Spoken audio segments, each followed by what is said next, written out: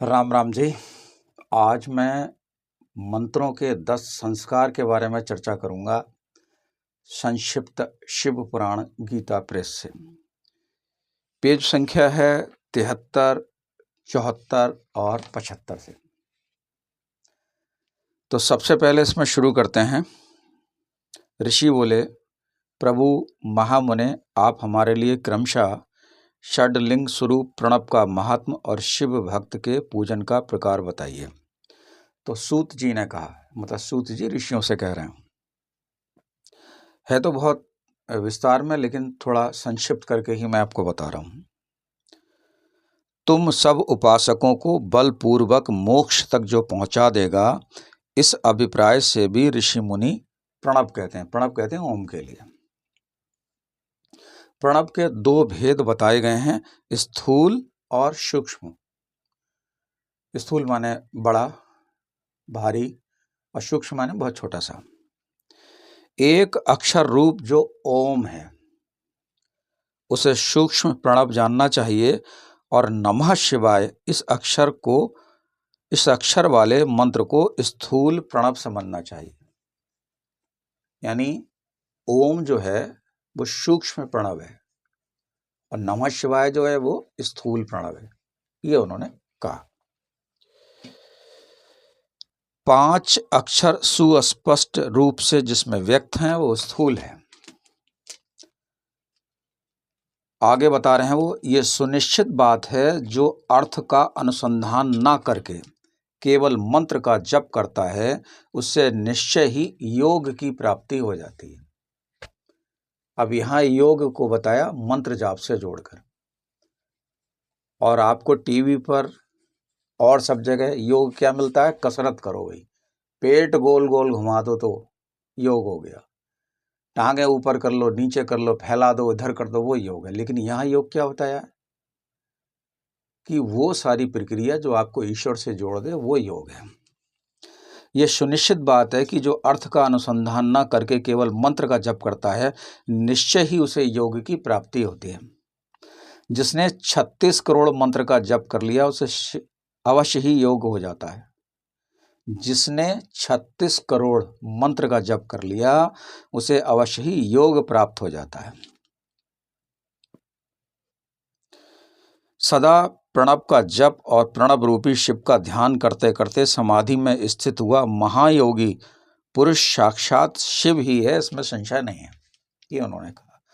अब आते हैं मंत्रों के संस्कार के ऊपर। कुछ लोग मंत्र जपते हैं, जैसे इसमें मंत्र बताया कि नमः शिवाय, प्रणव जोड़ दो तो ओम नमः शिवाय। अब मैं यहाँ 1-2 बात अपनी तरफ से जोड़ रहा हूँ। एक व्यक्ति मंदिर में जा रहा है और वो कह रहा है ओम नमः शिवाय, ओम नमः शिवाय, ओम नमः शिवाय, ओम नमः शिवाय, ओम नमः शिवाय, ओम नमः शिवाय, नमः शिवाय। एक दूसरा व्यक्ति है, वो मंदिर के एक कोने में कहीं दूर बैठा है और वो कह रहा है ओम नमः शिवाय, और मंत्र बोलते हुए शिव जी का ध्यान कर रहा है। तो जिसने एक मंत्र जपा उसका प्रभाव बहुत ज्यादा है। जिसने उतनी ही देर में 100 मंत्र जप लिए या 25 मंत्र जप लिए उसका प्रभाव कम है। यानी मंत्र जाप करते समय जिसका हम मंत्र जाप कर रहे हैं उसका ध्यान भी करें, ये मैंने अपनी तरफ से आपको बताया। कुछ मंत्र लोग जिंदगी भर जपते हैं, उनके मंत्र काम ही नहीं करते। तो मंत्र कैसे काम करें, इसलिए मंत्रों के संस्कार में बताया गया है। संक्षिप्त शिव पुराण गीता प्रेस, पेज संख्या 75 पर इसमें बताया गया है। तो बहुत विस्तार से उन्होंने कहा, विस्तार के भय से हम सूक्ष्म दे रहे हैं और हम इसको और सूक्ष्म कर दे रहे हैं। आपको खरीद के पढ़ना ही पड़ेगा, तभी समझ में आएगा। ये हम तो केवल एक आपके मार्गदर्शन के लिए थोड़ा सा चर्चा भर कर रहे हैं। मंत्रों के 10 संस्कार हैं। जनन यानी मंत्र को पैदा करना, दीपन, बोधन, ताड़न, अभिषेचन, विमलीकरण, जीवन, तर्पण, गोपन, आप्यायन, ये 10 संस्कार हैं। भोजपत्र पर गोरोचन, कुमकुम, चंदन आदि से, हल्दी से भी आप ले सकते हैं, मैं अपनी तरफ से जोड़ रहा हूं। आत्मा विभक्त त्रिकोण लिखे, यानी ऐसा त्रिकोण बनाओ जिसका एक कोना अपनी तरफ हो और उसमें सबसे पहले फिर तीनों कोणों में 6-6 समान रेखाएं खींचे। ऐसा करने पर 49 त्रिकोण कोष्ठक बनेंगे। इसमें ईशान कोण से, ईशान कोण कौन सा है भाई? पूरब और उत्तर, उसका मध्य करो। जो पूरब दिशा में जहां सूरज उग रहा है और आप मुंह करके खड़े हुए, आपने हाथ ऐसे फैला दिए, तो जहां आपका बायां हाथ जा रहा है और जो मुंह है उसका मध्य हिस्सा कर दो, वो ईशान कोण है। तो ईशान कोण से मात्र का वर्ण लिख कर, मात्र का वर्ण कौन सा होता है? जो छोटा बड़ा है। अगर इसको विस्तार से जानना तो स्कंद पुराण में मिलेगा और पेज संख्या 100 पे मिलेगा। वो जो हिंदी की वर्णमाला है वो देवताओं के नाम है।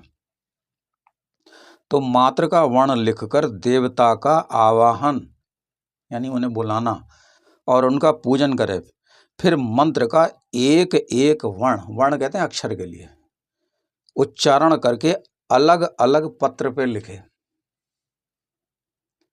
अब बहुत सरल भाषा में समझ लो। पहले तो आपने त्रिकोण बनाए, सब त्रिकोण में आ ई उ सब लिखा, और ये मान लिया सब देवता हैं। ये देवताओं के नाम हैं जो वर्णमाला हिंदी की, स्कंद पुराण में पेज संख्या 100 पे मिलेगा ये।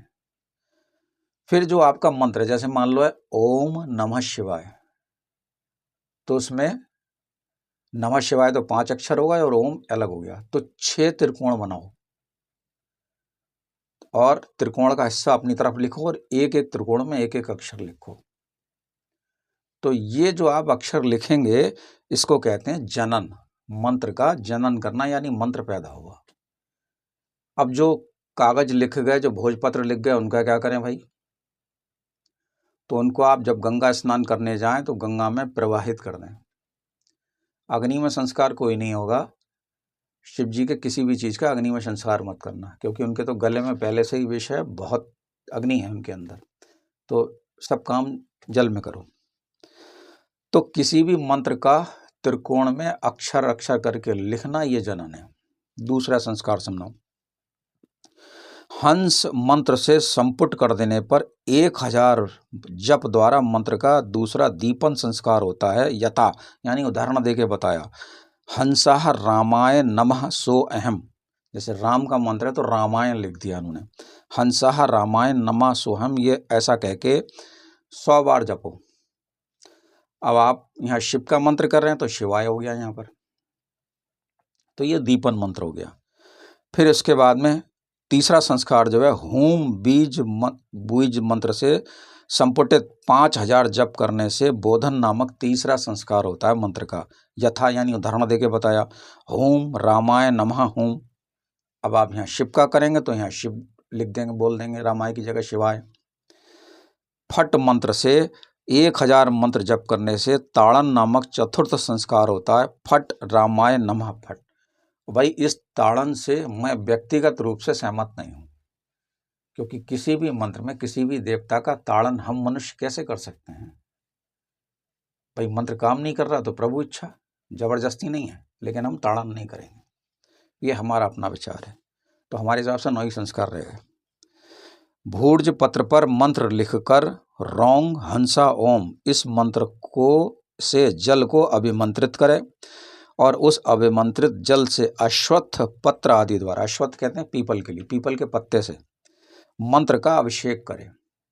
यानी आप जल ले लें और जल को पढ़ें, रौंग हंसा ओम, और जल को अभिमंत्रित कर लें, यानी एक फूंक उसमें जल मारें, जल में फूंक मारें और अभिमंत्रित जल से अश्वत्थ पत्र यानी पीपल के पत्ते से मंत्र पर जल छिड़कें। तो ये अभिषेक नामक 5वां संस्कार हो गया। फिर आता है विमलीकरण। ओंग त्रौंग वषट, इन वर्णों से संपुटित मंत्र का 1000 जाप करने से विमलीकरण नामक 6ठा संस्कार होता है। उदाहरण देके इन्होंने बताया है, ओम त्रौंग वषट रामाय नमः वषट त्रौंग ओम। अब रामाय की जगह अगर हम शिव कह रहे हैं तो वहां शिवाय बोल देंगे। फिर उन्होंने कहा दुग्ध यानी दूध, जल और घृत के द्वारा मूल मंत्र से 100 बार तर्पण करना ही तर्पण संस्कार है। ये भी मंत्र का बताया। ह्रीं बीज संपुटित 1000 जप करने से गोपन नामक 9वां संस्कार होता है। उदाहरण देके बताया, ह्रीं रामाय नमः ह्रीं। अब हम जहाँ रामाय वहाँ शिवाय बोल देंगे। ह्रौंग बीज संपुटित 1000 जप करने से आप्यायन नामक दंसवां संस्कार होता है। ह्रौंग रामाय नमः ह्रौंग। इस प्रकार संस्कृत किया हुआ मंत्र शीघ्र सिद्धप्रद हो जाता है। तो ये 10 संस्कार मंत्र के बताए हैं। मैंने जो बताया ये तो भैया इधर सुनाया, इधर से निकल जाएंगे। अब आपने ठीक तरीके से समझना है तो शिव पुराण गीता प्रेस का पेज संख्या 75 है, इसे निकालिए। इसको बार बार कम से कम 100 बार पढ़िए तो दिमाग में धसेगा। फिर कोई भी मंत्र इस तरीके से आप संस्कारित कर लीजिए, फिर आप जाप करिए। तो ये हुआ मंत्र का 10 संस्कार। आगे कहते हैं, पूजा में संलग्न रह के जो परिमित भोजन करता है, पूजा में सम्मिलित होकर जो सीमित भोजन करे, यानी परिमित माने सीमित, वह इंद्रियों को जीतकर वश में करता है, मन को भी वश में करके परद्रोह यानी दूसरे से झगड़ा नहीं करता है, परद्रोह आदि से दूर रहता है, वो तपोयोगी कहलाता है। तो यहाँ पर बात कर रहे हैं किसकी हम? क्रिया योगी, तपोयोगी और जप योगी की। तो क्रिया योगी कौन सा है भाई? जो धन आदि वैभवों से पूजा सामग्री का संचय करके हाथ आदि अंगों से नमस्कार आदि क्रिया करते हुए इष्ट देव की पूजा में लगा रहता है, वो क्रिया योगी है। मान लो कोई लखपति हैं, करोड़पति हैं, अपने धन वैभव से उन्होंने सारा सामान इकट्ठा किया, फिर पूजन किया उन्होंने, बार बार कर रहे हैं, तो वो क्रिया योगी है। और जो तप कर रहा है वो तपोयोगी है। जो शांत चित्त से निरंतर जप करता रहता है उस महात्मा को जप योगी कहते हैं। तो आपने अभी सुना क्रिया योगी, तप योगी और जप योगी के बारे में। अब पूजा कब शुरू करें ये भी इसमें बताया गया है। इन्होंने कहा है शुक्ल पक्ष में प्रतिपदा से लेकर, शुक्ल पक्ष की पड़वा से शुरू करके कृष्ण पक्ष की चतुर्दशी तक निरंतर जप करता रहे। माघ और भादव के महीने विशिष्ट महत्व रखते हैं, ये उन्होंने कहा है। वो प्रतिदिन एक बार परिमित भोजन करे, यानी दिन में एक ही बार भोजन करे, सीमित मात्रा में करे, ऐसा नहीं पेट भर के बहुत खा ले कि हजम ही ना हो खाना। मौन रहे, यानी यथासंभव चुप रहो भाई। इंद्रियों को वश में रखे जहाँ तक संभव हो। अपने स्वामी एवं माता पिता की नित्य सेवा करे। अगर भाई कोई स्त्री विवाहित है तो अपने स्वामी की सेवा करे, यानी अपने अधीनस्थों की सेवा करो, ये कह रहा हूँ। इस नियम से रहकर जप करने वाला पुरुष सहस्त्र जप से ही शुद्ध हो जाता है, यानी 1000 मंत्र जप करने से ही शुद्ध हो जाता है। अगर आप अपने अधीनस्थों की सेवा करते जा रहे हैं और क्रोध नहीं कर रहे हैं तो आप मात्र 1000 मंत्र जपेंगे, आपका मंत्र सिद्ध हो जाएगा। अन्यथा सेवा नहीं कर रहे हो तो ऋणी रहोगे। और साधारण व्यक्ति को बिना सेवा कर रहे तो भाई 5 लाख जपो, करोड़ जपो, ये उन्होंने पहले से बताया। विधि पूर्वक शिव की पूजा करो। आचार्य को सांब सदा शिव का ही स्वरूप मानो। जो आपका आचार्य है उन्हें शिव का स्वरूप मानिए। इसी भावना के साथ उनके चरण धोए, उनके चरणोदक यानी जो चरण धोने के बाद जो जल होता है उसको अपने मस्तक को सींचो। ऐसा करने से वो साधक अगणित तीर्थों में तत्काल स्नान करने का फल प्राप्त कर लेता है। जैसे मान लो कोई व्यक्ति है, कोई साधक, उसके अंदर बहुत बड़ी ऊर्जा है और कभी कभी तो उस ऊर्जा वाले का व्यक्ति अगर कहीं कोई स्पर्श कर दे तो उसके अंदर करंट झटका जैसा तक भी लग सकता है, इतनी तक भी ऊर्जा होती है। तो उस चरण को धोए और उसको मस्तक पे लगाए, ये कहने का है। रुद्राक्ष, वस्त्र, बड़ा, पुआ आदि से पूजा करें। तो ये हमने संक्षिप्त शिव पुराण से अभी चर्चा की। मंत्रों के 10 संस्कार आपको बताए, इस संस्कार से मंत्र चालू हो जाएगा। क्रिया योगी, तप योगी और जप योगी के बारे में बहुत संक्षिप्त चर्चा की। हरिओम।